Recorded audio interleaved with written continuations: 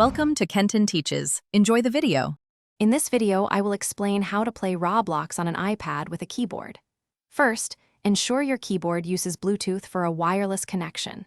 Then, open your iPad's Settings application and navigate to the Bluetooth menu. Turn on Bluetooth and wait for your keyboard to appear in the list of available devices. Select your keyboard to pair it, and you should see a confirmation that it's connected and ready for use. This simple setup gets you started.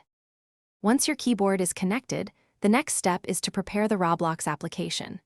If you haven't already, download and install the Roblox app from the App Store on your iPad. After installation, launch the application and log into your personal Roblox account. It's a good idea to check the in-game settings for any specific keyboard control options or remapping features that might be available, though many games use standard layouts. This ensures optimal gameplay.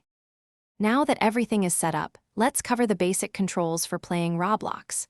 In most games, you'll use the W, A, S, and D keys on your keyboard to move your character forward, left, backward, and right, respectively. The spacebar is typically used for jumping, allowing your avatar to navigate obstacles.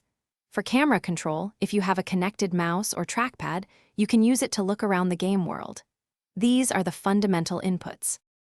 If you encounter any issues, here are some troubleshooting tips. First, make sure your iPad's operating system is updated to its latest version, as this can resolve compatibility problems. If controls aren't responding, try restarting both your iPad and the Bluetooth keyboard. Remember, while many Roblox games support keyboard input, some might not fully utilize it for every action, so game-specific controls can vary. Enjoy your gaming experience. Thanks for watching. Please subscribe if this video was helpful.